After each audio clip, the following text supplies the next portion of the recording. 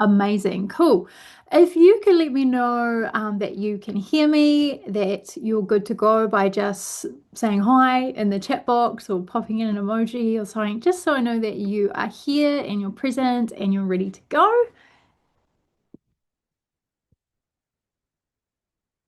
Hey, awesome. Awesome. So cool. Okay, well, in that case, I know that you can hear me. I know that you can see me. You can see my slides. So I'm going to just go ahead and get started because I want to honor your time today. So the workshop will be, depending on like how chatty we are or every group's different. It'll be around 60 minutes, 75 minutes. I know I said 90 in the emails, but I just rounded it up just in case, people have lots of questions or anything like that. So I think we might be a little bit quicker since we have a slightly smaller group today. Anyhow, so welcome. My name is Nicole Garbedia. I am a registered counselor who specializes in binge and emotional eating, and I'm based in Aotearoa, New Zealand. So, welcome, welcome, welcome. This workshop is called Why You Keep Overeating and What to Actually Do About It. So, I hope that you're going to find this workshop really helpful today. I've made sure to make this as meaningful and useful for you girls as possible to really honor your time. And you will know as well that as a thank you for coming on along live, I've got a wee gift to give you today as well. So before we dive in, just do a quick bit of housekeeping. So you girls are already doing it, but keep yourself on mute for now, just while I'm walking you through the content. This is going to be largely psychoeducational. I'm going to be giving you therapeutic strategies from my clinical practice that I'm sure you're going to find helpful. So if you just keep yourself on mute, video is totally optional. I do love to see your faces, but it's totally fine to keep them off. As I said at the start, we're going to use the chat box to communicate with each other. Let me know your thoughts, if something's really resonating, if something's making sense, you're like, oh my gosh, that's me. How did I not know this before? Or yeah, that makes a lot of sense. Let me know by popping that in the chat because I do really love to know what is hitting home for you. You're also welcome to pop in questions too. I will have question time at the end if you want to do that, but you feel free to pop them in there and I'll be periodically checking the chat box as well. So that's the rough housekeeping, just so we know how we're going to spend our time together. And I think it's a really good place just to kick off, letting you know a little bit about me, the work that I do, and why I'm the right person to chat with you on this topic today. So, a quick wee bit about me. As I said, I'm Nick Garbedia. I'm a registered counsellor. I hold a Masters of Counselling and also postgraduate diplomas in health sciences and psychology. And I'm also a recovered binge eater myself. So, I have been binge free since 2019 and I've supported over 400 other women to step into food freedom using my food freedom method. So that's what I'm going to introduce to you today. I'm going to give you a wee bit of a taste about what it takes to find peace and calm and freedom with food. I'm going to give you, firstly, the understanding of why we struggle at all, and then a strategy for each of the big three reasons that sit underneath any sort of binge eating, emotional eating, or just overeating. So I promise you're going to have lots of light bulb moments and you're going to be able to take away some practical, really simple tips to get started with. A little bit more about my story because I don't want to sit here and say, I'm the expert in this topic because I have academia behind me and my clinical practice behind me. I actually think the thing that qualifies me the most is my lived experience of the struggle. So I really do truly understand this. And that's why I'm so passionate about what I do because I know what it feels like to be in those trenches, to really struggle with your body, to really struggle with your appearance, to struggle with food. And so, a little piece of my story is that throughout my 20s, um, I was binge eating. So, what that looked like for me was that every day on the way home from work, I would swing into the drive-through. It was almost like this automatic habit. It would just kind of happen. I didn't have a lot of awareness around what I was doing. But every day I would go through that drive-through and I would spend whatever money that I had buying burgers and eating those on the drive home, not really tasting them, not even really enjoying them, but it was like almost this compulsion. And the way that I described it at the time was I felt like a bit of a food addict in a way.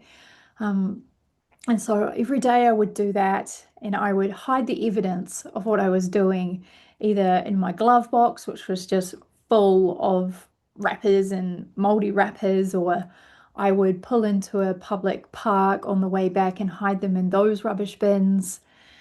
I would burn them in the fireplace before my partner got home, just anything to hide this kind of double life that I was leading with food. And then I would go ahead and cook a full meal for my family and sit down and eat it with them like nothing had happened. Even though I was so full, I was so uncomfortable, I was feeling guilty, ashamed, out of control, and I just didn't understand that despite my best efforts to wake up the next day and do better, I was going to eat clean, started a new diet. I was trying my absolute best. I just kept falling back into this cycle. And that went on for years and years and years. I really just thought that the problem was me. That honestly, I felt like maybe I was lazy. Maybe I just hadn't found the right diet yet. I didn't know why other women just seemed to be able to eat and behave normally around food. And no matter how hard I tried on any diet, it never seemed to stick. I've done every diet there is, honestly. You name it, I've done it. Skinny shakes, skinny teas. I've been hypnotized with the gastric bands. I have done keto probably at least 10 times. Weight Watchers, all of that stuff that we know. I've tried it all really, and it was all in a pursuit of getting control of my eating, getting control of my body, reducing this constant like food noise, always thinking about food, planning the next fix, searching, trying to figure this out, trying to find this piece that maybe you're here for today as well. So when I say I've been in those trenches, that's what it looked like for me. Maybe it looks like that for you too, or maybe a little bit different, but that feeling of why can't I get this together? It's really, really hard to sit with, especially when you know, hey, I am an intelligent woman. I've got myself together in so many areas of my life. I'm achieving here and here, but why is food the one thing I can't crack? So that's what we're going to talk about today. Why is food the thing that we can't crack? And actually, really interestingly, is that this shows up very often and most often for the women who are like high achievers, who are successful, who are doing really well in so many areas of their life. But food is just a gray area. So we're going to talk about that too. So that's a little bit about my story. Eventually, I kind of got to the point where I went to my doctor. She diagnosed me with binge eating disorder, which was complete news to me. I never even heard of binge eating disorder or didn't even know what that was. And my weight had gotten to a point where I was getting a lot of pressure from my medical team and my family and people around me saying, you need to sort that out. Of course, I've been trying so hard to sort that out myself for a decade. And they offered me a gastric sleeve. So that's a surgery where they take out 80% of your stomach. And at the time, for me, that was why would I not want to do that, right? It would mean that the food noise would go. It would mean that I didn't have to make choices anymore. I was exhausted. And it means that I would lose the weight and get this dream body that I had been thinking about my whole life. And so I said yes. And I had the surgery. And for a while, things were shiny and bright, and life started improving. I lost 50 kgs, and I kind of just assumed, based on what we're all told as women in this world, is that when you are attractive and you fit the beauty standards and the body standards, then life will just flourish. Everything will work out in your favor. And what happened was about 6 months after my operation, I was standing in front of the mirror seeing new flaws. Suddenly, I was in a smaller body, but I wasn't satisfied. Things were happening around me in my life that were traumatic and stressful, and I found myself starting to binge eat again. Even though I had that tiny tummy, the behavior was the same. There was guilt, there was shame, there was hiding, there was secrecy, there was feeling out of control, and there was a fear around gaining weight as well. So that was my light bulb moment. And maybe you're starting to have this kind of light bulb moment too. And I know a lot of people who, for example, are using GLP-1s and weight loss injectables at the moment are having this realization as well, is that you can lose the weight, you can get your dream body, you can use a tool like bariatric surgery or Ozempic, whatever you happen to choose, or the perfect diet, but these results do not guarantee you a calm, confident, healed relationship with food and eating in your body. These are kind of like band-aid approaches. They're temporary fixes. And if you don't take a look at why you've been struggling and address those things, then eventually, once you stop injecting or you loosen up on the diet, or for me, like once my body adjusted to my new tummy, you'll find yourself participating in those same eating behaviors again, and you'll find yourself looking for new flaws in your body. So that was my light bulb moment in realizing that I actually had to do the work. I actually had to do some healing work, not just get the body and move on with my life. Does that make sense? Pop in the chat and just let me know. Is any of that resonating with you? Does it sound familiar? Does it overlap with any of your own story or your own beliefs around maybe that having a smaller body equals having a happier life? Or maybe you've had years of dieting as well. I love to hear your stories. I love to hear about, yeah, this is a safe place. We have gathered here because we all share something in common. I mean, the workshop's called Why We Overeat. So we know that we've at least got that in common as we're curious of like, why am I stuck in this cycle? Why can't I just get it? So is it J or G? G, I'm gonna say G and correct me if I'm wrong. G says, yes, some of it does. Jess, cool. Hey, Jess. Yeah, some of it overlaps. Yeah, we have so many threads and that will overlap, and you're going to recognize yourself in a lot of the things that I share today. And some of them you'll be like, oh, not so much me, but this part, yes. So thanks for letting me know. That's a little bit about me and kind of, I think, why I'm qualified to talk on this. What I realized when I was like, okay, I've got to do this healing work is that there's actually three big drivers behind any sort of overeating, binge, or emotional eating. All right. And I'm going to introduce you to those three drivers today. And I'm going to give you a strategy, like a really short, simple strategy for each of those that you can take away and start implementing. So you would have seen you've got this little, oh, might be a bit blurry for you guys, but a little workbook here as well for you to keep that summarizes everything that I'm going to chat about with you today. So take notes if you want. You can open up the link to the workbook. It's in the chat and use it whilst we go through the workshop together, or you can just come back to it later. Totally up to you. But I'm going to introduce you to those drivers so you can finally click as well. I'm like, oh, this is why food is hard. What I had happen in my own journey was I reached out for help. I mean, I'm not sure where you guys are based. Maybe pop in the chat and let me know. Are you in New Zealand? Most of my audience are Kiwi like me, but I also have women in my programs that I work with. Oh, yeah, in Australia. So I got a few Aussies as well. I've got women over in the US, California, UK. So we are a global community because this is a global issue, right? It is a commonly held thread, as I said. Oh, Janet's over in Canada. Awesome. Cool. So, yes, so I've worked with over 400 women. I've reached out for help myself. Nothing. There's nothing here in New Zealand, nothing that's funded, let alone nothing that really resonated with me. What was available was advice along the lines of you just need to eat less and move more. Well, I already done that. And I'm guessing you girls have already been trying to do that to try and solve this issue. I'm just going to eat less, I'm going to move my body more.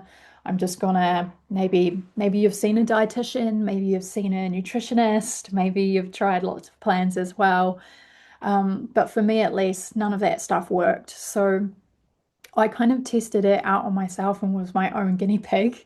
When I was doing my master's in counseling, I went into the archives of the uni and I started looking up what are the best modalities for this. Yes, Jess, restriction and binging. That's exactly what we're talking about today. So I just went and found like what are the evidence-based models that work for this issue. And then also I did a lot of traveling around Southeast Asia and India, and I learned a lot of Eastern philosophies as well. I trained as a yoga teacher. I lived in an ashram for a while and learned things like breath work and somatic practices, and essentially gathered up lots of different tools, tested them, figured out what worked, and then created my food freedom method, which is in that triangle you can see there. Essentially, what we need to do to find peace with food is we need to re-nourish our bodies. We need to learn to rewire our brains, our minds. So, dropping all of that conditioning from diet culture and dropping those rules around food and that black and white thinking that we can so often have. Learning to be more flexible, learning to eat intuitively, honoring our bodies. And we also need to learn how to regulate our nervous systems and look at our lives and be like, okay, what unmet needs do I have here? You know, is my life full and vibrant and meaningful? Because so often when we are turning to food, it's because we are either trying to avoid something, we're trying to dissociate, we're trying to soothe, we're trying to ground. So you need to learn how to do that for yourself outside of food. And we're going to talk about that today too. So does that sound good? Is that what you were hoping we would be chatting about today? Pop yes in the chat so that I know, and I'm going to just go ahead and dive on into breaking this down for you now. Yay, cool, Jess. As I said, you've got a workbook. Use it as much or as little as you like. It's yours to keep. Cool. And Janet's here too. Sweet. So let me know on a number between 1 and 10. Have a think about it. But right now, how much mental space would you say that food and this kind of maybe pursuit of thinness or just food noise, how much space is this taking up in your life right now? If you were going to use 1, it's like, hey, this is not really an issue at all, in which case you probably wouldn't be at this workshop. And 10 is it's really consuming, it's exhausting, I'm tired. So Jess has got an 8 here. So that's really taking up a lot of your capacity and headspace. And same with Janet, 2 8s there. So again, I know what that feels like because it's maybe it's different for you girls, but waking up in the morning and being like, okay, today I'm going to do this, like making that vow to yourself over and over, trying to plan out your meals, trying to think about what you should have, what you shouldn't have, what's good, what's bad, what would feel good in my body, how am I supposed to look, what can I wear, like just all of that constant chitter chatter really is tiring. And so to be sitting in an 8 means that this is eating away at your ability to show up in other areas of your life, right? It impacts our confidence, it impacts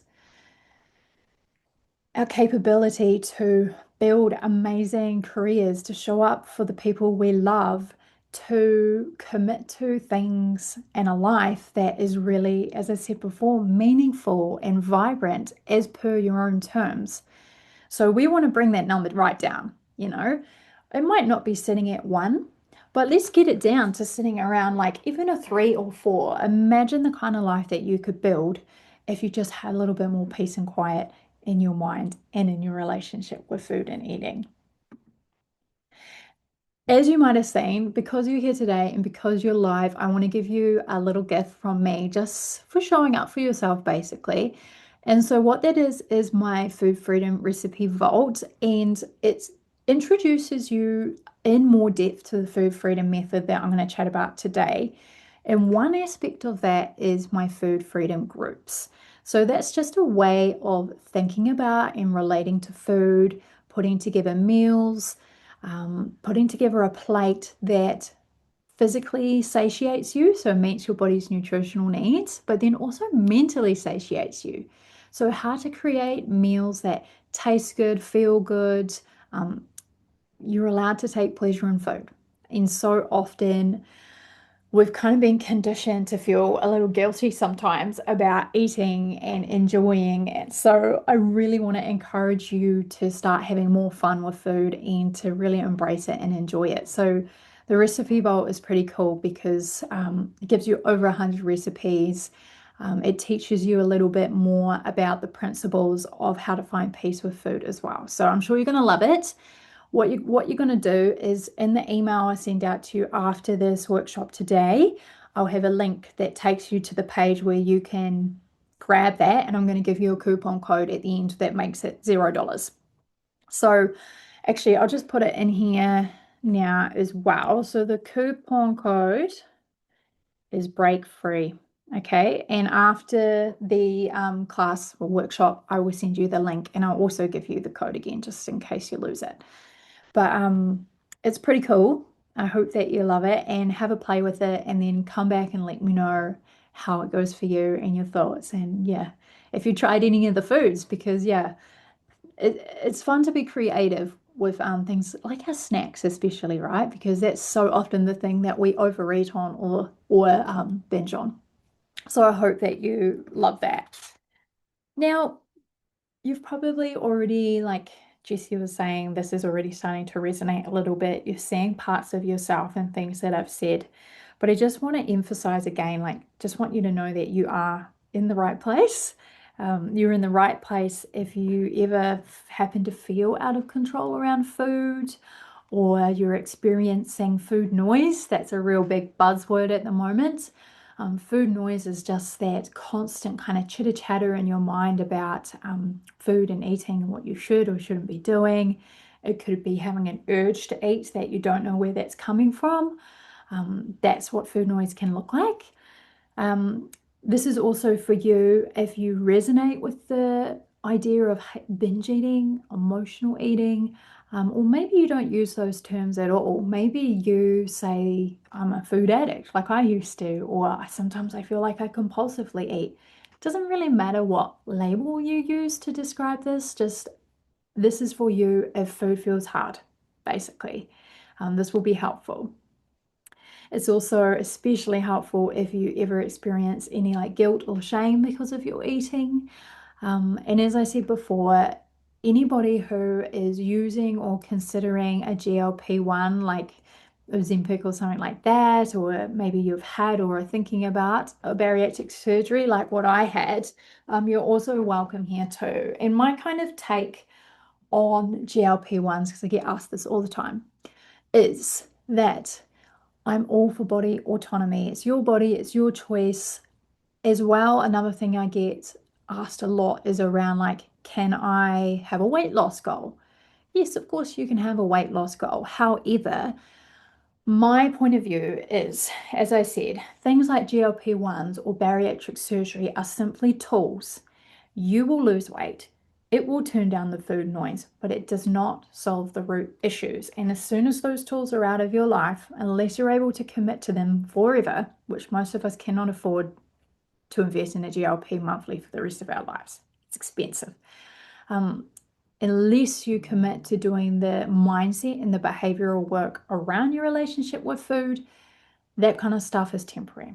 It's only going to work as long as you pay for it, which is convenient for diet culture because they want your money, right? So that's my take on those kind of things is I don't ever want to say a hard no to people using them because I don't want you to feel ashamed. I don't want you to feel like you can't ask me for help. So many people are being stigmatized and even bullied for using them, but why do we use them? Why are we attracted to them?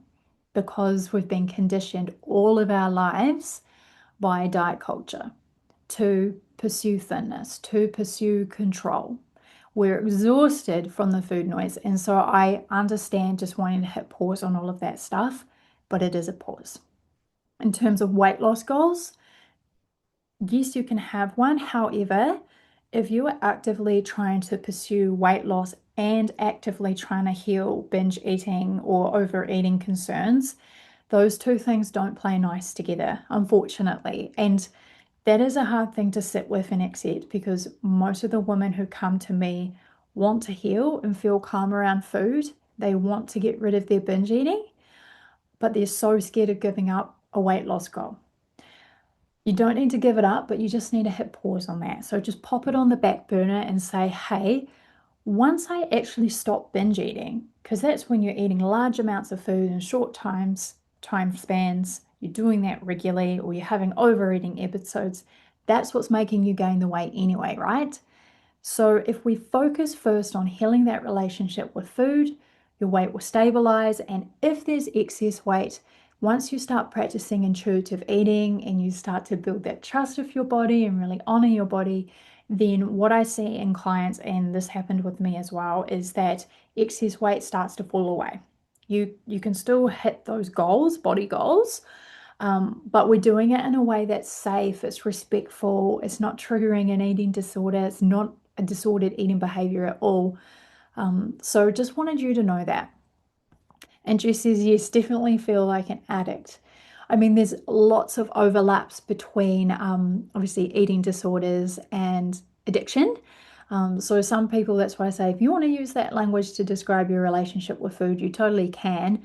Of course, when we binge eat, we get a huge release of dopamine and it sets off all the reward centers in our brain, much like other addictions, alcohol, substances, shopping, gambling, all of those things have the same mechanisms in our brain.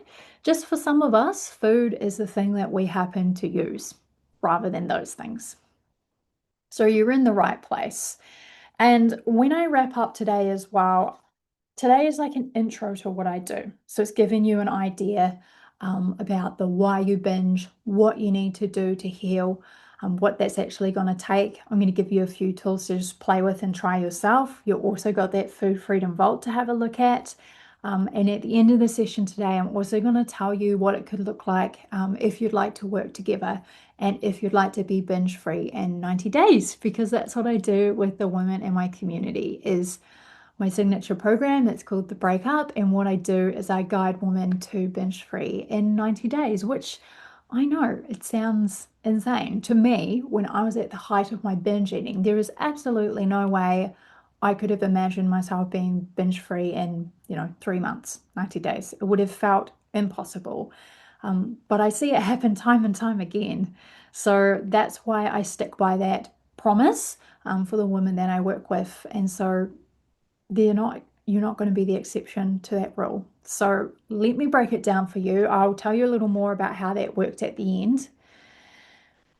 But as we've said, you're probably here because you've already tried a lot of things. So pop in the chat and just let me know. Like, what have you tried? What have you tried to sort this out? Has it been various diets?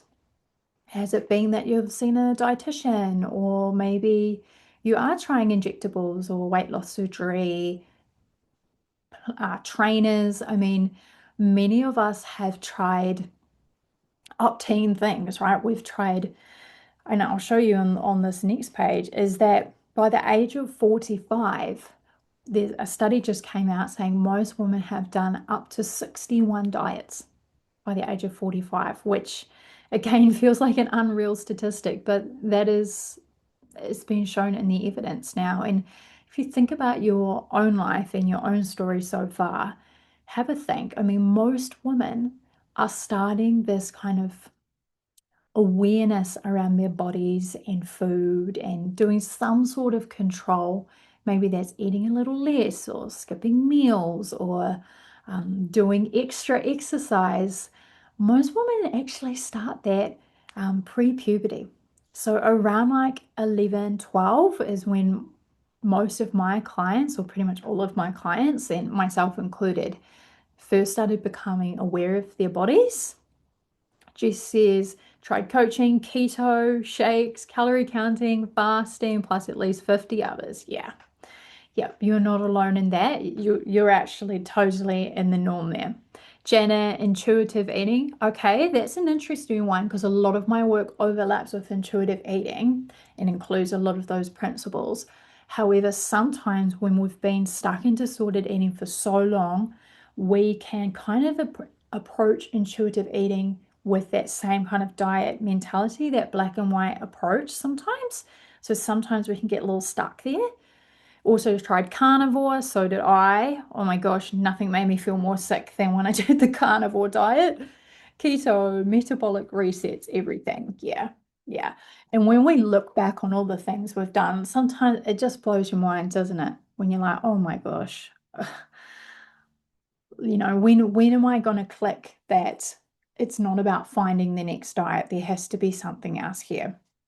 But you can see in that box on the left there, the diet industry makes 70 billion USD per year in our repeated attempts at dieting. And they are banking on us failing. That works out pretty all right for them, right? Because they've not designed these diets to be long-term sustainable solutions. Diets are designed to fail so that you come back as a repeat customer. The system is rigged, so it's not your fault. And one of the main messages I want you to know today is this is not your fault. It's not that you don't have enough willpower. It's not that you haven't tried hard enough. It's not that you are the broken one and every other woman who manages to do keto and lose 10 kgs and you haven't, like, you're the exception. No. The reality is that when people lose a lot of weight from diets, they'll share it, they'll talk about it, they might share pictures online, especially influencers and such. And then eventually they'll go quiet. And that's because weight regain is pretty much guaranteed, unless, of course, you are somehow managing to continue restricting yourself for the rest of your life. And I don't want that for you. I don't want that for you. This life is meant to be for living. We're meant to be present in the moment. And if we're constantly sitting down and tallying and having this mental war, mental tug of war in our heads around food and eating in our bodies, as I said before, we're just not able to show up as our fullest, most vibrant selves. So that's what I want for you, and that's what I'm going to help you to do. So it's not your fault, all right? You're not lacking willpower. What you've been lacking is nourishment. So physical nourishment, mental nourishment, and then also nervous system. So these are the three parts of my food freedom method from that triangle before again. Once we hit all of these things and really tend to all of them, that's when we recover. And this is sustainable. This lasts a lifetime. Yes, we've got to put it in the work at the start, but it gets easier and easier every day. I promise you. It's not to say that we never have an urge to binge ever again for the rest of our lives. It's not to say that food noise doesn't get a little louder some days. It does, because we're just human. Even I still have a bit of food noise from time to time, but I'm equipped with the tools and strategies that it does not throw me off. I notice it, I use one of my own tools, and then I move on with my life. The reality is we live in a world that's constantly going to be sending you messages about what you should or shouldn't be doing. And so we have to continue to manage that and regulate ourselves. But it's not a you problem, okay? So I want to introduce you to something called the binge restrict cycle. Who's heard of this before? Because I hadn't. Like I said, I didn't even know what binge eating was or binge eating disorder. I certainly I just blamed myself. I thought I had this moral failing, this personal failing when it came to food. I didn't know what the binge restrict cycle was. Yes, Jess has heard of it. Cool. So this will just be a little recap for you then. But essentially what the binge, oh cool, both of you. Awesome. So it looks like this. Restrict, deprive, crave, binge, guilt, and then it cycles it back up to the top for restrict again. So this is what it looks like in plain language in real life, is that just say we cut back in some way, right? Physically, that could look like we are on a diet that we've chosen, but it could also look like irregular eating, skipping meals, whether that's on purpose or not, because sometimes we're busy gals, we are out in the world doing things, maybe we're chasing after kids or we've got back-to-back meetings all day and we just like forget to eat or we're a little bit chaotic. So that can be restriction as well, whether you've consciously done it or not. And then there's also mental restriction, and this is what we'll be talking about today too, and that is things like food rules, placing morality on food, being very black and white and very rigid in your approach. So I can't have carbs after 8 p.m., or you can't have two types of carbs on your plate at once, or oh, this is good food, this is bad food, this is clean, this is junk, this is, this kind of, like I said, morality on food. And what this does is what happens when we restrict is that eventually our body starts to have some backlash. So if we're not eating enough or we've cut out entire food groups from our diet, our body responds. We have a biological and psychological backlash that sees our body turning up those hunger hormones. The food noise gets louder, a preoccupation with food gets, we get this real tunnel vision, especially on sometimes those highly palatable foods like high carb, high sugar stuff that we're trying to avoid. Eventually, our body overrides us. You can't white knuckle your way through that. Maybe you're having an extra stressful day or there's some sort of traumatic event and we kind of tip over the edge and we binge. Biology wins. We feel like we're out of control. Maybe we're eating past fullness. Maybe we're eating quickly. Maybe we're eating those foods that we've been trying to avoid. So you let yourself have one biscuit, you say, fuck it, I'm having the biscuit. And then you end up eating the entire packet because it's like this feeling of like, oh, I've screwed it up now. I'm just going to go all the way, eat every biscuit in this house, and then I'll be good again tomorrow. I'm just going to get them out of here. Does that sound familiar? Yeah. So we have that binge, and then what happens is we feel terrible about it. We feel absolutely horrible. We feel guilty. We feel ashamed. One thing that a lot of the women I work with describe is like you wake up with this binge hangover the next day. You wake up and you're like, oh, I did it again. Like, I can't keep doing this. I can't stand myself. You maybe have this nasty voice in your head that's really bullying you and berating you. Um, that's not your higher self, by the way. That is the voice of diet culture, and I'm going to teach you about that in a moment. But this kind of deep setting like sadness and disappointment in self as well. I'm sure that's familiar of like, oh gosh, I'm so tired of this. And so you're like, I'm going to do better. I'm not doing this again. I'm going to follow this rule. I'm going to go on this diet, or I'm going for a 10K run today. We try to compensate for it in some way. We make a plan. And so you can see how that goes back up to the restrict part again. Just show you it a little bit easier here. So you can see that it goes binge. Well, it actually starts at the bottom there. It goes restrict in some way. Eventually, our body and our mind overrides us, or some life throws us some curveball. We fall off the wagon. We binge. We feel terrible about it. So we go, okay, I'm going to start again, and we restrict in some way. And this cycle goes around and around and around. It is vicious and it feeds itself. Does that cycle resonate? Does that all make sense? Yeah. This is the binge restrict cycle. Yeah. Seeing you in that, Jess. So another way to think about it is like with this beach ball analogy, which I really like. So it's like imagining that you're in a swimming pool, right? And you've got one of those blow up beach balls. And I want you to imagine like pushing this ball down under the water. That is when you're on a diet, right? Or you're restricting, you're trying to be good. So pushing it down, pushing it down. We know it takes effort. Eventually, shit happens. Life happens. Curveball comes your way. Maybe you get sick, whatever it is, or maybe you've just been on this really intense diet for a few weeks or a few months or however long you manage to last. And eventually you just end up taking your hands off the ball just for a moment.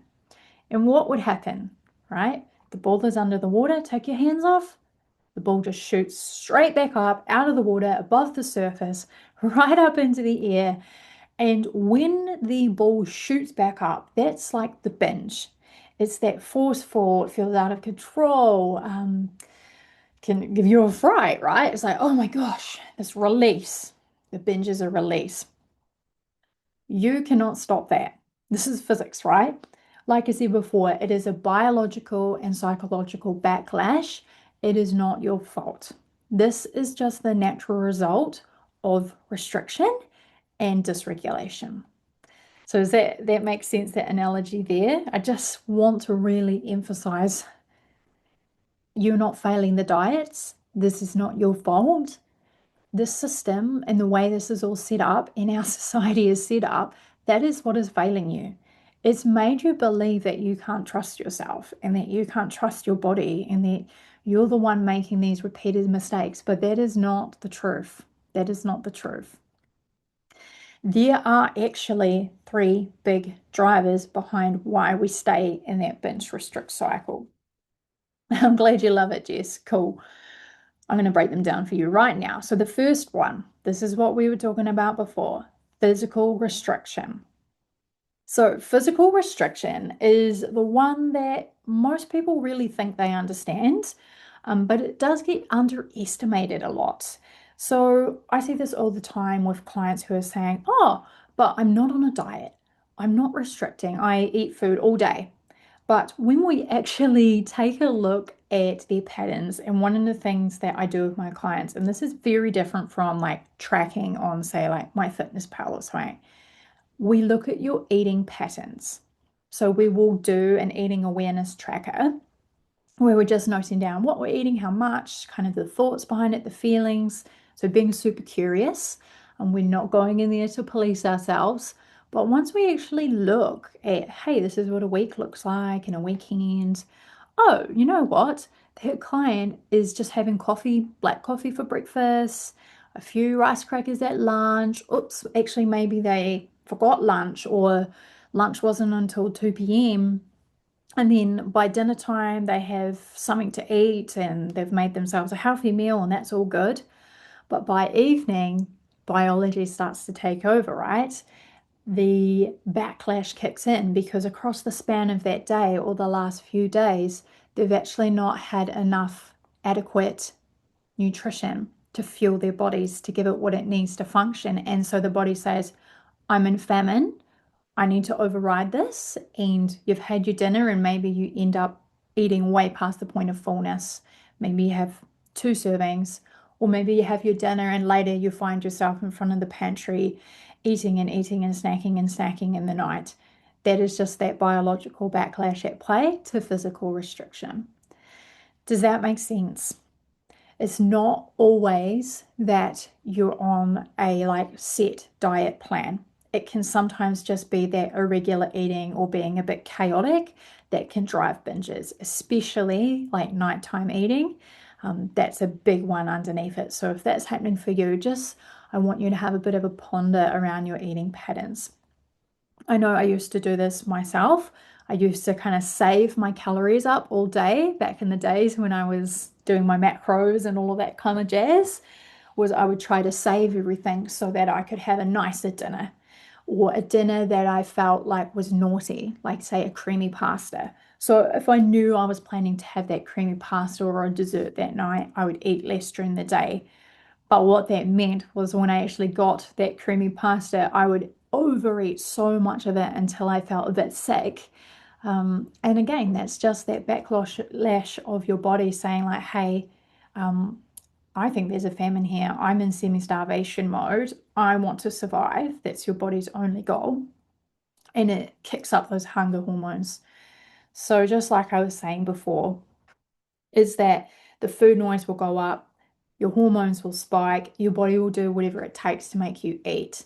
and to make you eat more so that it can store that energy for later. Because essentially, what's happened is your body has learned that food is not always consistent and reliable, um, whether or not you intended it to be that way. And this applies for those on GLP-1s and post-op as well. So, um, doesn't matter if you've got a smaller tummy, doesn't matter if you're on those injectables. Yes, you're not going to hear the food noise so much because that's the nature of the medication, but your body can override that. And I see that with many women I work with who are on injectables, who are still binging. So, or they're coming off of them, and that food noise comes back with an absolute vengeance. It's awful actually. Um, the noise when you come off injectables can be really, really overwhelming. So if you're in that boat, yeah, reach out and talk to me about it because it can feel very scary. So that is the first trigger behind binge and emotional eating. This is one of my clients. Her name is Grace, and this is some of the feedback from what she did to overcome this. And this is, of course, shared with permission.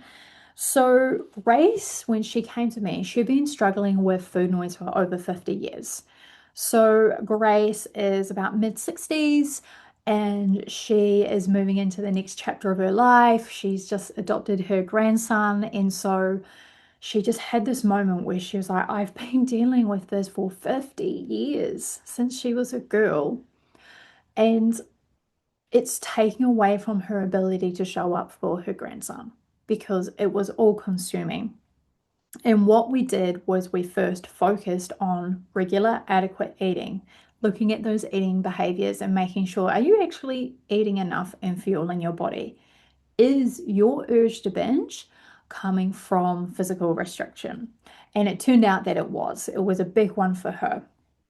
And so we worked on that. And as you can see from what she said here, is that she's totally binge free now. And the cool thing is that Grace was binge free within about 2 months of us working together, which is really fast. However, the reason this happened fast for her is because she showed up, she committed, she did the work. Like she had this amazing motivation of healing for herself, but also for her family so that she could show up for them.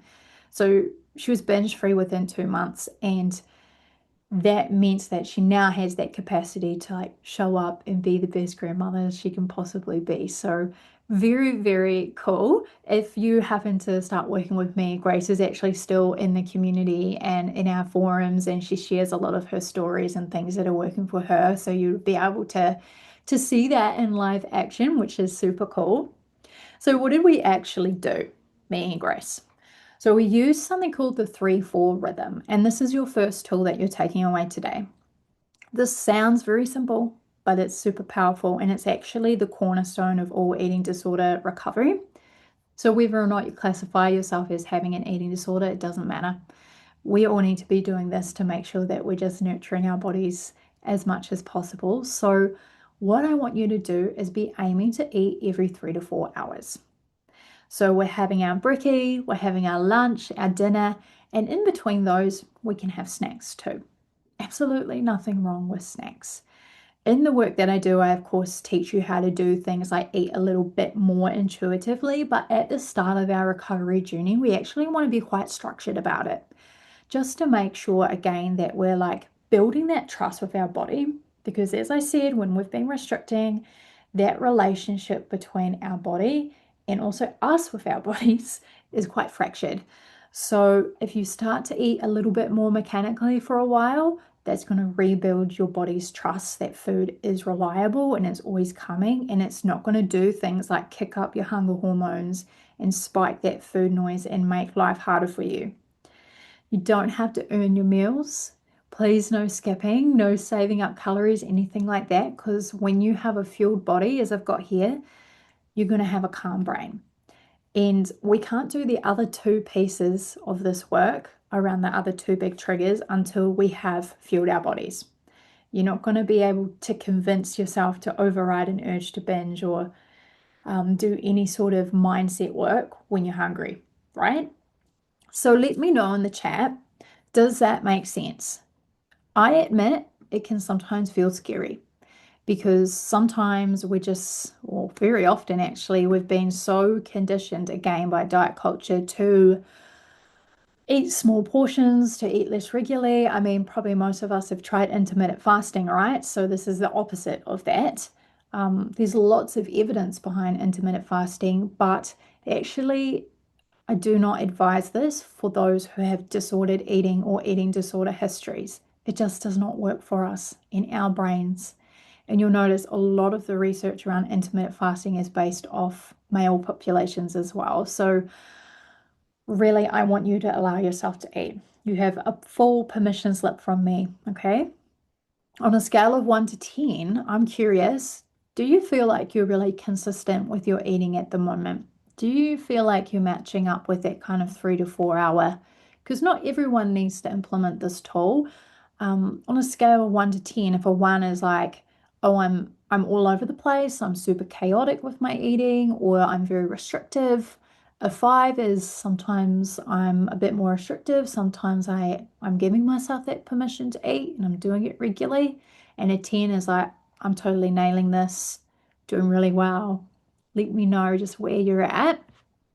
And in your workbook, I've broken this down for you. Okay, so a 3, Jess. Yeah, so this is something that you'll want to start implementing. And Janet's a 3 too. You guys are sharing the same numbers all the time. So in your workbook, I'll just pull mine out, but in your workbook, you've got, it's got a little bit again, like recapping on what the cycle is, and then you're not going to be able to see it, are you? Because it's all blurry. No, so that's waste of time.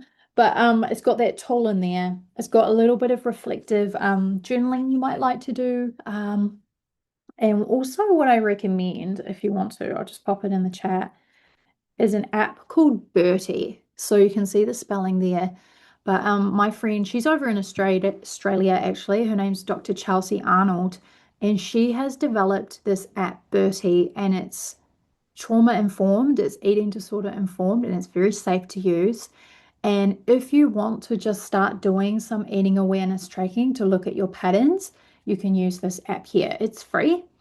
And it's designed for people who are struggling with binge eating in particular as well. So you can use that, or you can just, make notes in your phone or in your journal or something. But super cool app. I think she may put a subscription on that in the future at some point, but right now it's free. So have a play with it and check it out. So that's our first trigger and our first tool. The next one I want to share with you is mental restriction. Okay. And this is quite a sneaky little one because mental restriction is maybe you are eating regularly, maybe you are eating enough, but you still have this food noise. You're like, I don't understand where it's coming from. Physical restriction does not apply for me, maybe, or it doesn't apply very much. So why am I doing this? Could be mental restriction. So this can look like maybe you're having that chocolate and there's this little nagging voice in your head that's like, oh, I really shouldn't be having this. I'm being so bad. I'm being so naughty. Um, oh, if I eat this, okay, I better go for a run after this then if I'm going to have this. All of that kind of bargaining, that very food rules. Does anyone recognize that voice? I know mine used to be very, very loud. The only way it would be quiet is if I was doing well on the diet, and anytime there was any sort of wobble or I fell completely off or I had a binge, that voice would get very loud. And she was nasty, like a total bitch, really. So, yes, Jess resonates with that. That little voice is not you, okay? It might feel like you, it might feel like a truth, it may feel like a part of you, but I promise you that it is not you.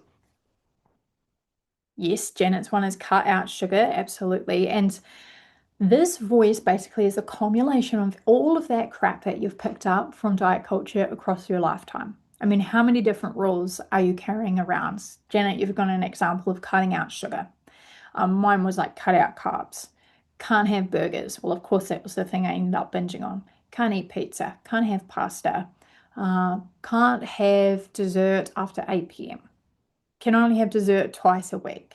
All of these things that we've picked up maybe from our mothers, our sisters, maybe our friends have been like, hey, try this diet, and you've learned a whole lot of rules. Weight Watchers is a big one that most women pick something up from, or something you read in a magazine, or a program that you watched on TV. I mean, we absorb this stuff all the time. And what's super annoying is that a lot of it contradicts each other as well. And then it starts to get very confusing, doesn't it? Of like, well, what am I supposed to do? I don't know. Like, I'm exasperated, I'm tired. I don't feel like I'm doing anything right because this one over here is saying I need to fast, and this one over here is saying I need to just eat carnivore, and this one over, and it's like nothing plays nice together. And that's because it's all crap, basically. That is diet culture. All of that noise, all of that sound, all of those rules. And what happens is we just get stuck in this tug of war. And it really does exhaust us and lead to those binges. It's not about the actual food. It is the fear and the rules wrapped around food that can lead us to binges. So that's the second trigger. So we've got the physical restriction, and now we've got the mental restriction. And I want to make a note on neurodiversity and ADHD as well, just in case anyone here resonates with this. So I myself am ADHD. I just actually just found that out a few months ago. So I am 33 now. And so it's been very, very interesting to learn about that part of my brain. And it certainly makes things make extra sense in terms of my history with food and eating and, many other aspects of my life. But I just want you to know if, it doesn't matter if you're diagnosed or not, by the way, this can still ring true. But with people who are neurodiverse, they can be very all or nothing in their thinking around food, very black and white. It's pretty much the factory setting, and you can feel like you're on the rails, off the rails, as I said, on the wagon, off the wagon, and with not much gray zone. And so, if that happens to be you, neurodiversity just adds another layer to your relationship with food and that struggle because what happens is you have a naturally lower baseline of dopamine. And so, of course, food, when we have food, it lights up those reward centers in our brains. It gives us a nice dopamine spike. And so, if you naturally have that lower level to begin with, and you start to learn over time that, hey, I get that spike, unconsciously learn from food, you keep coming back to it and you're building those neural pathways. So that is one thing to think about there. I have a podcast that comes out every week, and I just did an episode about 3 weeks ago on dopamine and binge eating. So definitely check that out, Jess, if you want to learn more about dopamine. And I did a couple of episodes on ADHD and binges as well, if that happens to go too. And that has a lot on dopamine and reward, and why we are drawn to food and why it feels like an addiction. So definitely go into that. But if you're not neurodiverse, this is also super applicable too. Like we're just saying, because we are all looking and seeking dopamine all the time. Our brains love that. And ultimately, our brains want the easiest, fastest, most accessible way to get that dopamine hit. And we've just learned that food is able to do that for us. So, neurodiverse or not, you are likely in that boat as well. So, still applicable for you. The other thing is that a commonly held personality trait around people who struggle with binge eating is perfectionism, having high expectations of self, and again, that all or nothing thinking. So that is just a part of this struggle. And once we learn about our brains and how they work and our different possibly unhelpful thinking patterns, the more that we can have lots of self-compassion and we can start to work with them and we can work around them. So I hope that's helpful. We know on the side. Client story. So this is Red. Well, it's not actually a picture of her, but one of my clients, Red, we worked on this. So we worked on that mental restriction piece. So Red is a power lifter. So she is moving her body a lot. She works in the health and fitness industry. And of course, coming from that health and fitness industry and being in the gym a lot and being around, super fit, healthy people, she was picking up a lot of food rules and rules about her body too, of course. And one of those was like tracking her macros and her calories and being like, you can't have carbs, you must only eat whole foods, like a lot of very restrictive rules around food. And so we worked on breaking all of that down. Of course, we worked on the regular adequate eating by having those 3 meals and 2 snacks. As you can see here, she said because of that, she actually saw an improvement in her athletic performance, which is super cool and kind of obvious, right? But she also stopped doing things like tracking calories, weighing herself all the time, and being really restrictive in the way that she approached foods. And she let herself eat. So she let herself have those carbs and not be afraid anymore. The reality is we need carbs. Carbs are glucose, and that's what your brain needs to function. So she allowed herself to finally have those in her diet. She actually got better at her powerlifting. And those are a few tools there that she uses all the time that keeps her well now. So Red has been binge free, I think, since she said it was about January. So what is it now? August. So that's about 8 months she's been binge free. And Red is still in the community as well. So if you come in, you'll get to meet Red too. She's pretty cool. So she's using these tools here, like lots of breath work, somatic movement, physiological psi, which is one of my special tools. And I've got something called a binge urge roadmap, which is, I don't have it next to me, but it's like a roadmap that you use anytime you have an urge, and it helps you check in with your body and be like, hey, am I being restrictive physically or mentally? Okay, what is it? What tool do I need to use? So there's lots of really like systematic approaches to this. It's not rocket science. You just need to learn to understand yourself and know what tools you like and will actually use and implement them. So that's Red. What I did with Red was to kind of break down all of that really rigid black and white thinking around food and eating. Remember those like no carb rules and must be eating these kind of macros. Is we did a diet culture thought detox. So this is your second tool that I'm giving you today as well. Again, it is in your workbook to refer back to. And essentially, as I said before, right, that little nasty voice that comes in, that one that puts you down, that one that tells you you're doing a bad job or you ought to be doing this, whatever that sounds like, it's got our own flavor for each of us. But that is your diet voice. And what we're going to do is we're going to name it and we're going to create space between us, our actual true healthy self, and diet culture voice. So we're creating some dissonance between these two things, some space. We're unhooking from those thoughts. So the first thing would obviously be just to notice when you're having one of those thoughts. So the thought comes in and you say, oh, I'm having the thought that I shouldn't be eating that. Carbs are bad, carbs are the devil, whatever the thought is. Just repeat that thought back to yourself.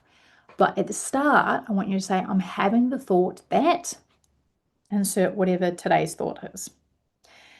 Having the thought that carbs are the devil, I shouldn't be eating this. I'm being super bad. Then you're going to name it. Oh, you know what? That is my diet voice. Or what I personally call my one is diet culture Doris.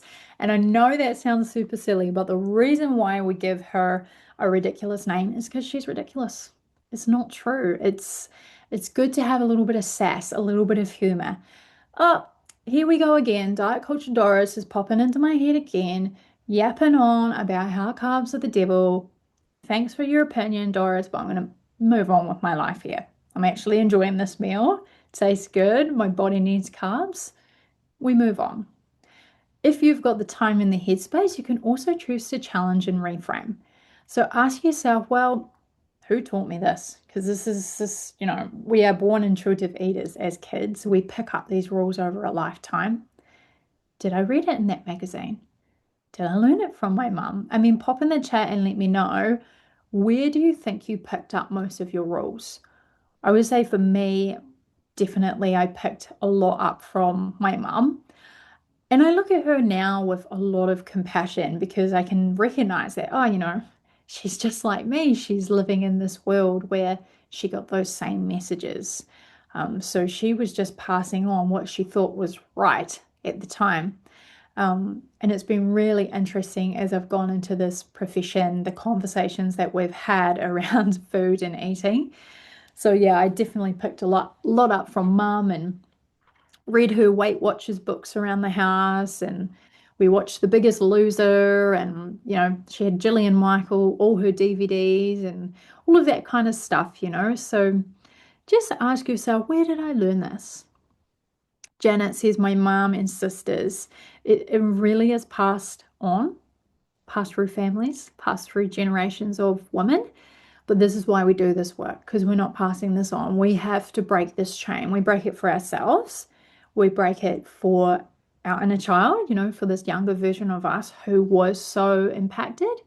And we do it for the younger women, who follow us, our granddaughters, our our daughters, the young people who are around us. It doesn't even have to just be women, of course. It impacts everybody, but the messaging and the marketing from diet culture is directed towards women more often than not. So let's be role models. Let's heal ourselves.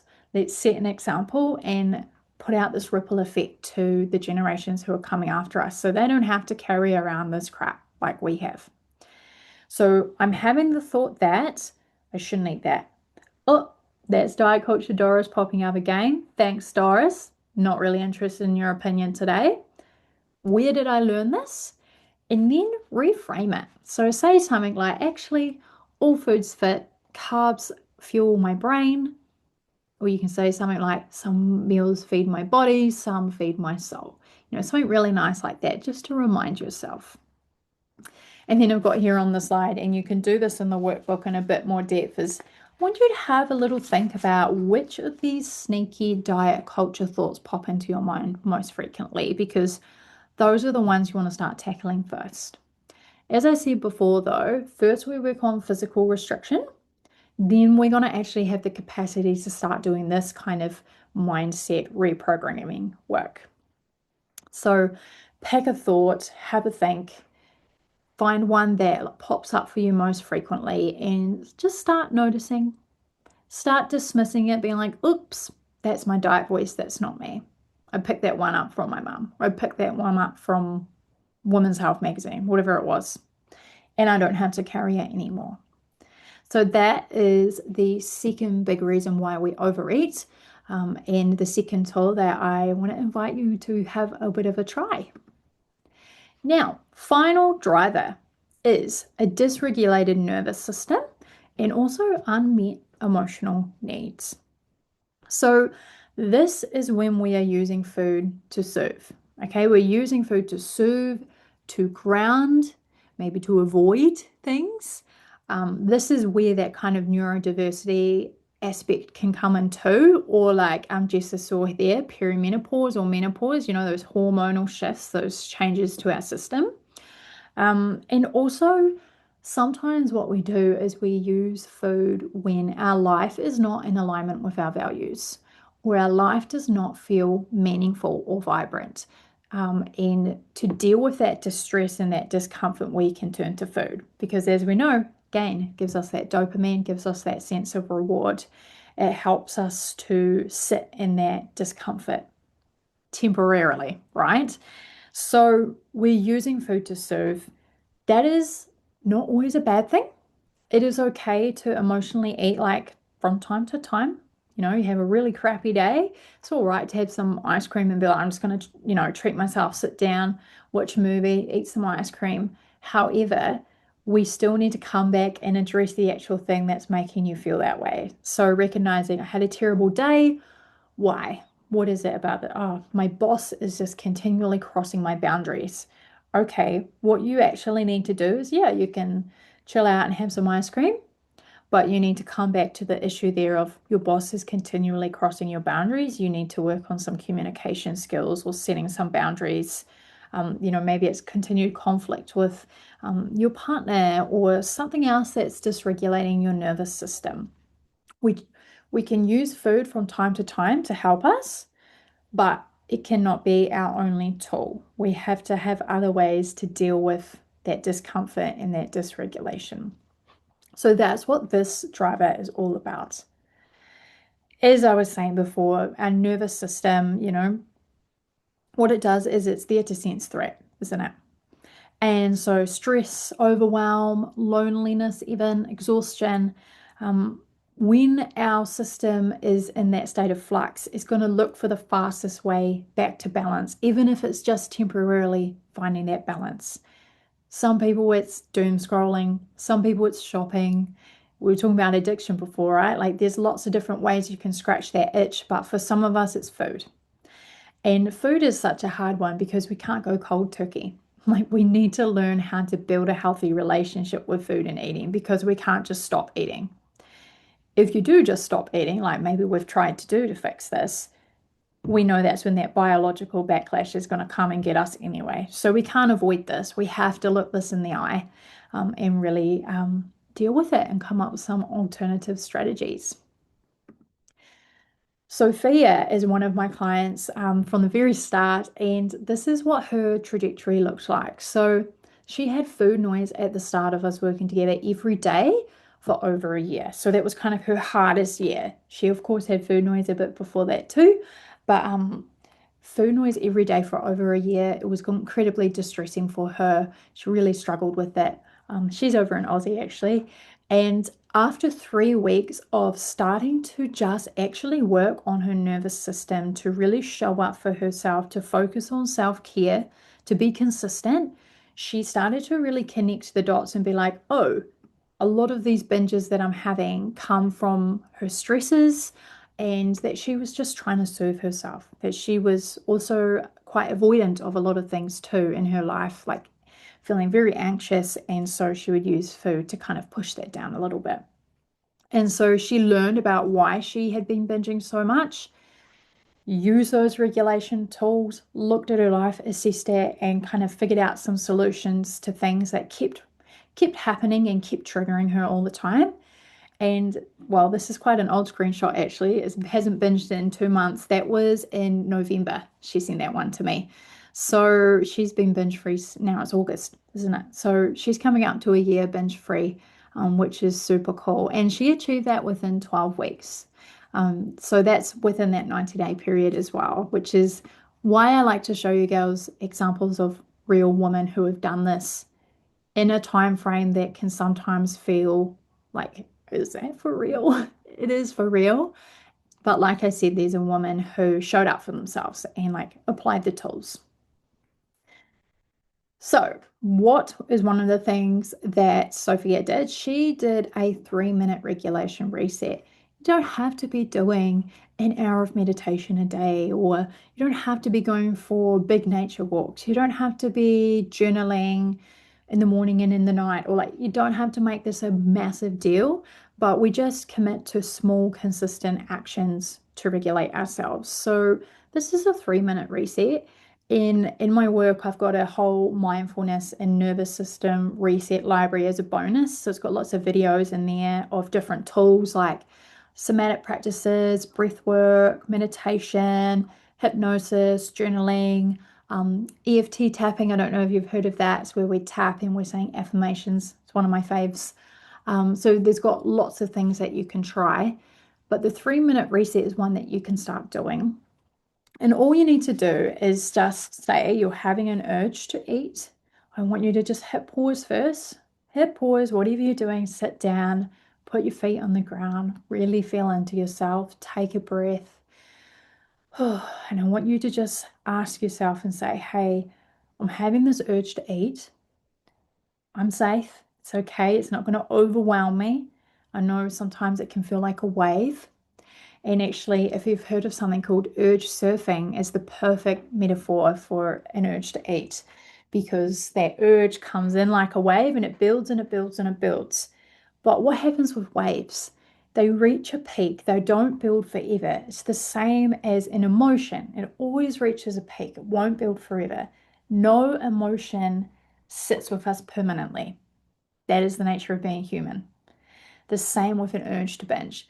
It will reach its peak. It's never going to totally overwhelm you. And so, what we do is we learn to surf the urge. We notice it, we say, okay, I'm safe. And you can use a regulation tool like breath work. If you like, you can do a 4-6 count breath work pattern. So breathing in for 4, breathing out for 6, and just breathing.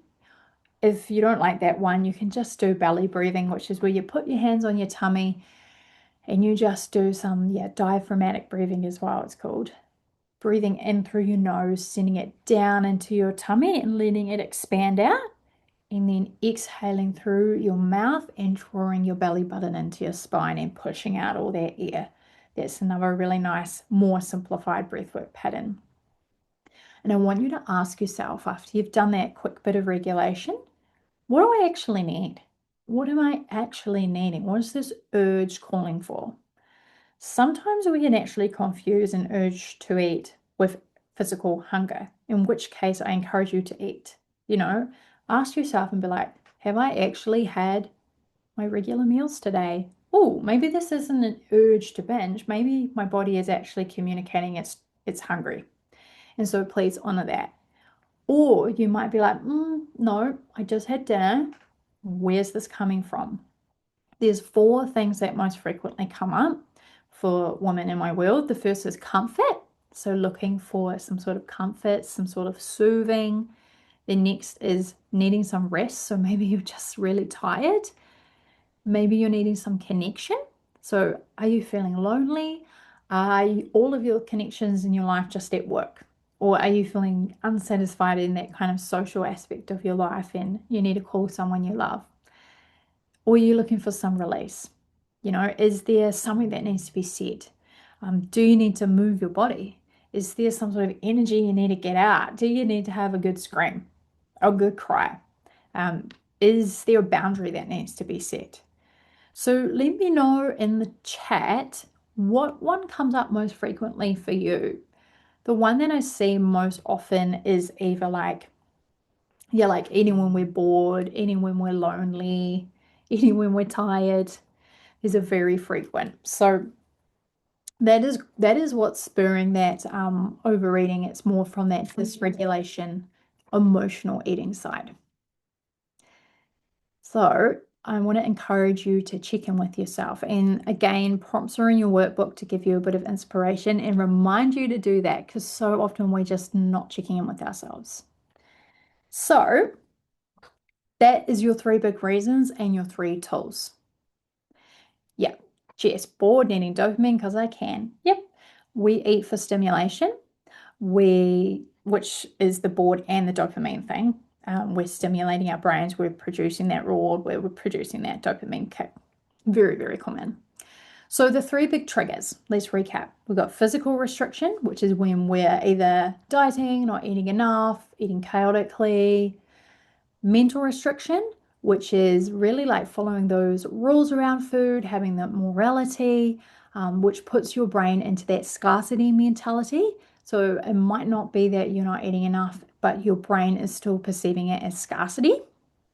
And the last one is your nervous system and some unmet needs. So food is likely doing some sort of a job for you. And until you build up your toolkit and you have more ways to cope and regulate, then you're likely going to keep turning to food. And cool to see there too, Janet. You're noticing, okay, I'm using food for connection and for soothing. Yeah. So what you would then need to do is be like, where can I meet that need elsewhere? How can I find connection? What else can I do to soothe? And Jess, what else can I do when I'm bored? Maybe you need to make a little menu for yourself of things that you can do when you're understimulated. It could be, calling someone, some sort of movement, some sort of hobby that you enjoy, something that gives you like a wee burst. Oftentimes we're eating a lot in front of the TV or when we're scrolling because those activities are just not stimulating enough. And your brain is like, I need to make this more interesting. Let's add in a bag of chips or like whatever it is. So I hope that's made sense. Again, just having a look at this method, you've got the 3 prongs there. You've got physical, mental restriction, and then dysregulation. And the way that we tackle those 3 things is in this triangle here. So for physical restriction, on the right hand side of the triangle, we start to re-nourish our body. We do that through honoring hunger, learning intuitive eating, and gentle nutrition. And then for that mental restriction, we work on rewiring our minds. So, dropping all of that diet culture crap, we're rebuilding self trust, and we create new empowering beliefs for ourselves around food. And then the last bit around that dysregulation and unmet needs is we learn to regulate. So we build ourselves up that toolkit, we create emotional safety, and also, I didn't put it in there, but we make moves towards living in alignment with our values. So making sure that life is fulfilling, that we're not using food to like fill a void or fill a gap.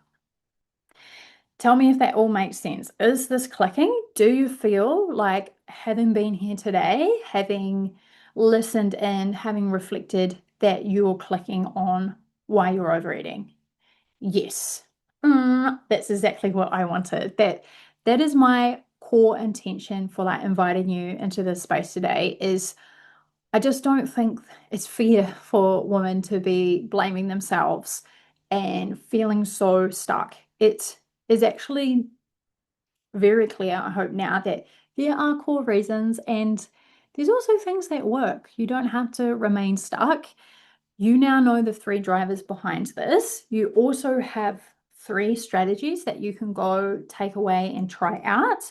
You're going to have the Food Freedom Vault as well to have a bit of a nosy in. You'll learn some new recipes. You'll learn a little bit more about my food freedom groups, which is different ways to pair foods together that are going to feel more satisfying and joyful.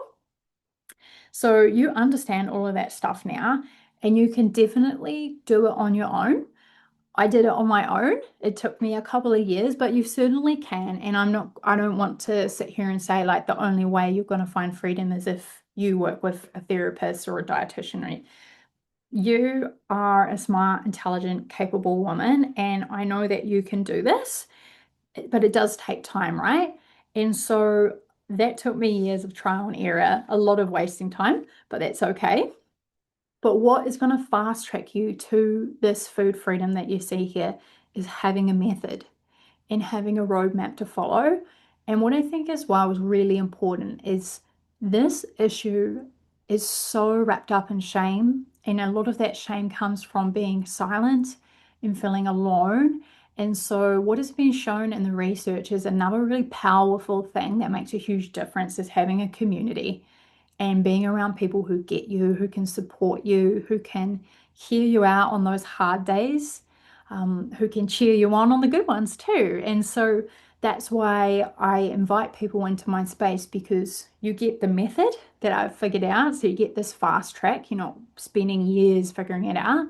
You also get a therapist who is obviously myself, who's done it. I'm not just a therapist who is sitting across from you never having lived this struggle. I have, and I've recovered.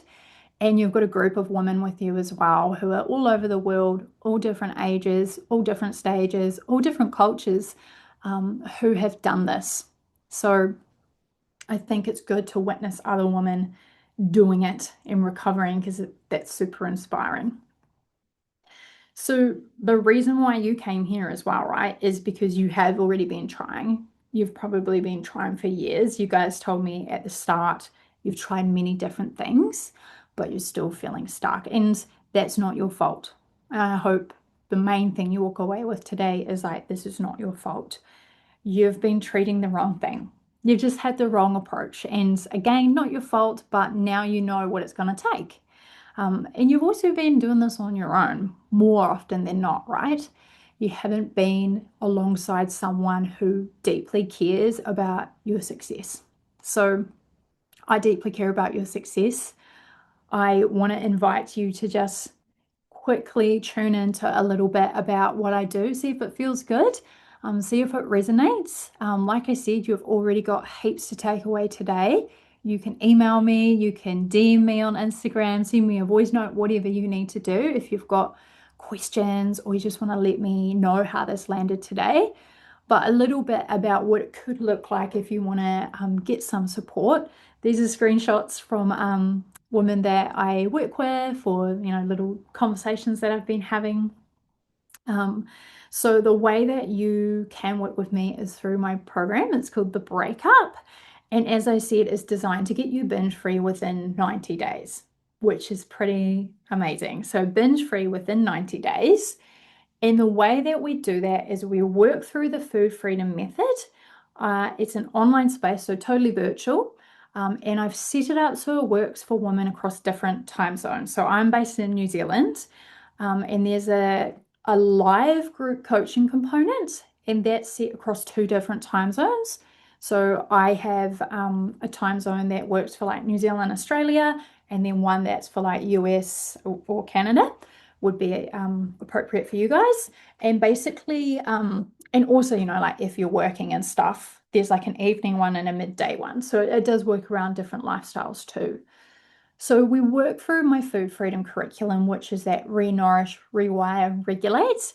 And we kick off with a live onboarding call. And so that starts every month on the first of the month. If you want to come and do that live onboarding, that's where it's much like this, but what we do is we work through the first module together so that you get a kickstart. So you've already done the whole first module like on day one, which feels really good, gives you this momentum, really motivates you.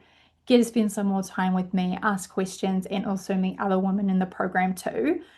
But I've also pre-recorded that. So just say you wanted to start tomorrow, you could just guide yourself through that first module if you wanted to as well. So totally up to you.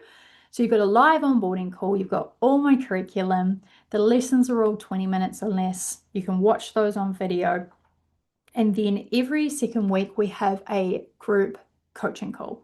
So you get 10 to 15 minutes to yourself with your peers where you can ask me any questions and I will coach you with the group and give you strategies and tools, particularly for you and your story and where you're at.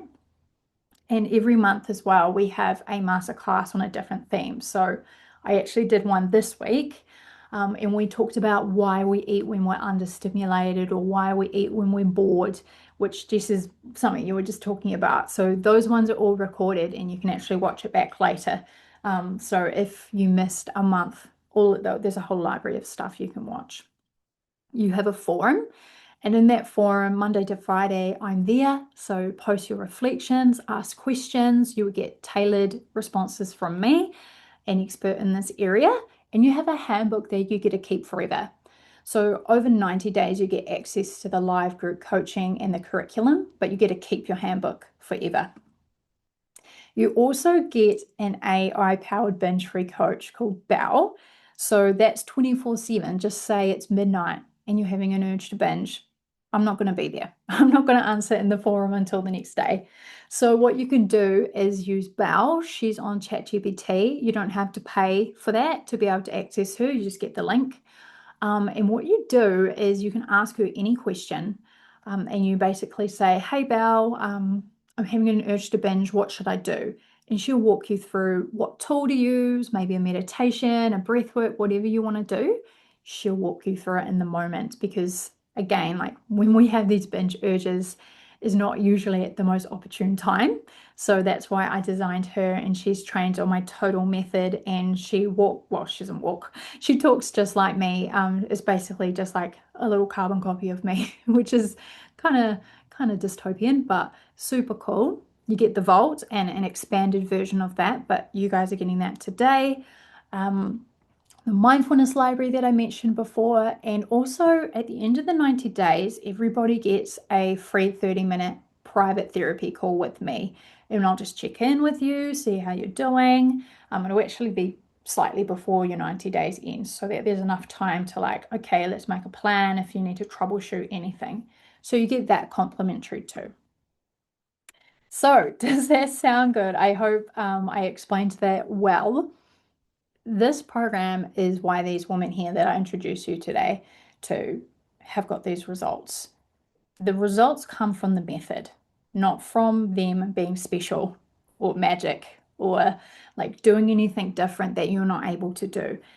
These are everyday women just like you, just like me, who are not exceptions to the rules. They just showed up, they were consistent, and they followed the program. They followed the structure and it works.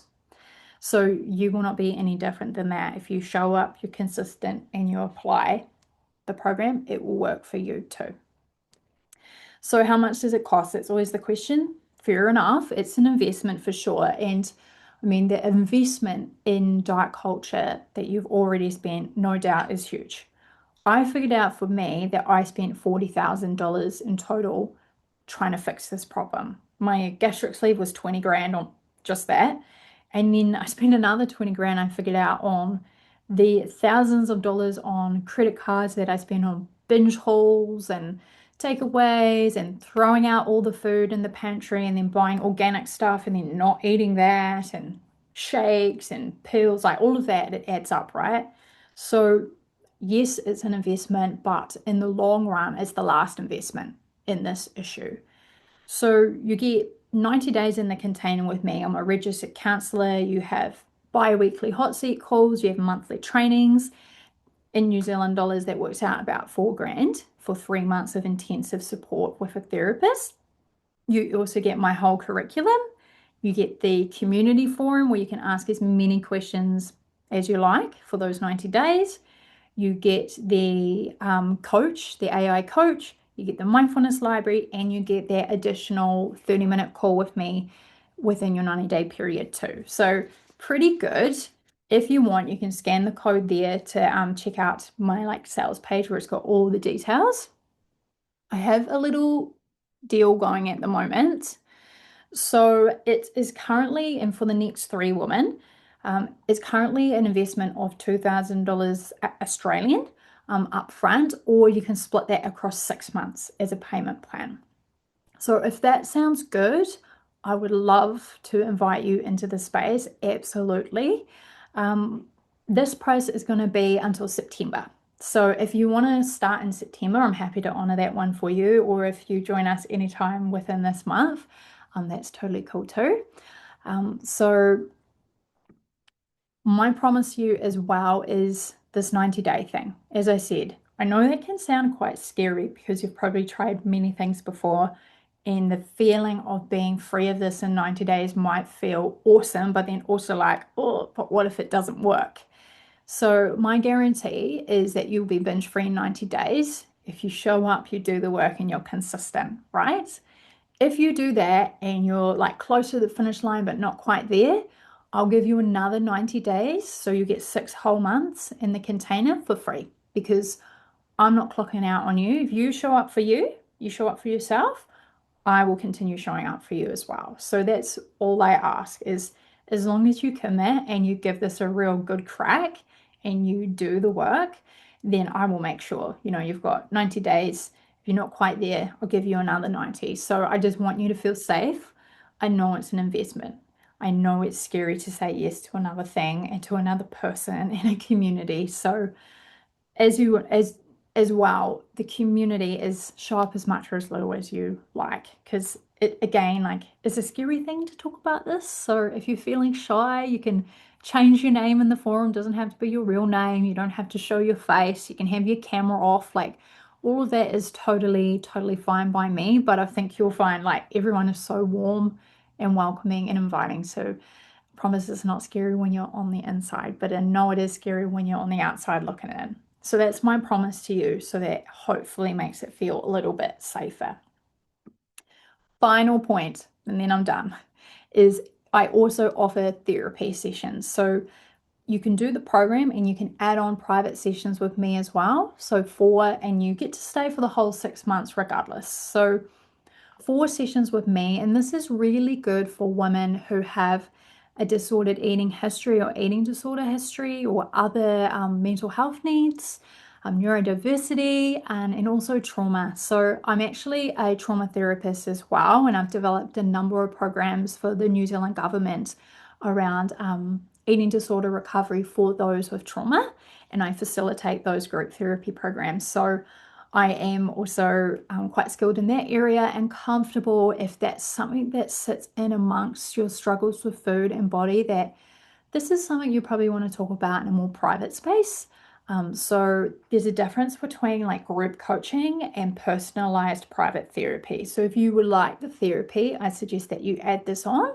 and we can really look more into your story and your history and trauma and behaviors and just really flesh that out in more depth. So that's what we can do together, and that's what working with me looks like. So wrapping this whole workshop up, and thank you so much for being here with me today. I hope this has been helpful. Wrap up is you now know what the 3 triggers are. And you also have 3 tools to start working with them. So I hope that you take these away, you start implementing them. Remember, change only happens when we give this a crack, when we try it, when we're curious. Please have lots of self-compassion along the way, because it's not a linear journey, recovery, or any sort of healing, right? It can have bumps in the road. Sometimes we can feel like we slip up and go backwards, but every time that you say you have a binge or you make a mistake, there's no mistakes. It's an opportunity to gather up some data, to look at that pattern and be like, where did this come from? And what can I do differently next time? So never look at it as a failure, always look at it as an opportunity to grow and move into the next level of your recovery.